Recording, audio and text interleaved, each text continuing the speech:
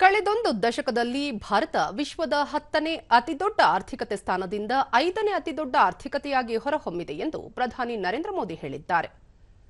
ದ್ವಾರಕಾದ ಯಶೋಭೂಮಿಯಲ್ಲಿ ಇಂದು ಬೆಳಗ್ಗೆ ಭಾರತ ಇಂಧನ ಸಪ್ತಾಹ 2025 ಅನ್ನು ವರ್ಚುವಲ್ ಮೂಲಕ ಉದ್ಘಾಟಿಸಿ ಮಾತನಾಡಿದ ಅವರು, ಕಳೆದ 10 ವರ್ಷಗಳಲ್ಲಿ ಭಾರತದ ಸೌರಶಕ್ತಿ ಉತ್ಪಾದನೆ ಸಾಮರ್ಥ್ಯ 32 ಪಟ್ಟು ಹೆಚ್ಚಾಗಿದ್ದು, ಈ ಮೂಲಕ ದೇಶ ವಿಶ್ವದ 3ನೇ ಅತಿದೊಡ್ಡ ಸೌರಶಕ್ತಿ ಉತ್ಪಾದನಾ ರಾಷ್ಟ್ರವಾಗಿದೆ ಎಂದರು. ಇದರಿಂದಾಗಿ ಭಾರತ ಪಳೆಯುಳಿಕೆ ರಹಿತ ಇಂಧನ ಉತ್ಪಾದನಾ ಸಾಮರ್ಥ್ಯ 3 ಪಟ್ಟು ಹೆಚ್ಚಾಗಿದ್ದು, ಪ್ಯಾರಿಸ್ ಒಪ್ಪಂದದ ಗುರಿಗಳನ್ನು ಸಾಧಿಸಿದ ಮೊದಲ G20 ಕೂಟದ ದೇಶವಾಗಿದೆ ಎಂದು ಹೇಳಿದರು. ಭಾರತದ ಜೈವಿಕ ಇಂಧನ ಉದ್ಯಮ ವೇಗವಾಗಿ ಬೆಳೆಯಲು ಸನ್ನದ್ಧವಾಗಿದ್ದು, ದೇಶವು 500 ಮಿಲಿಯನ್ ಮೆಟ್ರಿಕ್ ಟನ್ ಸುಸ್ಥಿರ ಪೂರೈಕೆ ದಾಸ್ತಾನು ಹೊಂದಿದೆ ಎಂದು ಹೇಳಿದರು.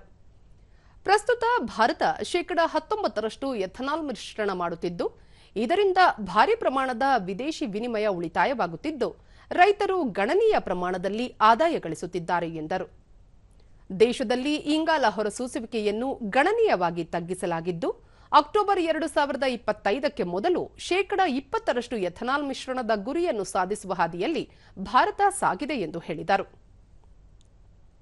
बैटरीज और स्टोरेज कैपेसिटी के सेक्टर में इनोवेशन और मैन्युफैक्चरिंग दोनों के लिए बहुत अवसर हैं.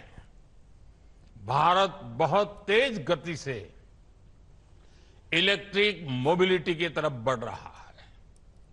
इतने बड़े देश की डिमांड पूरा करने के लिए बैटरीज और स्टोरेज कैपेसिटी के क्षेत्र में हमें बहुत तेजी से काम करना है.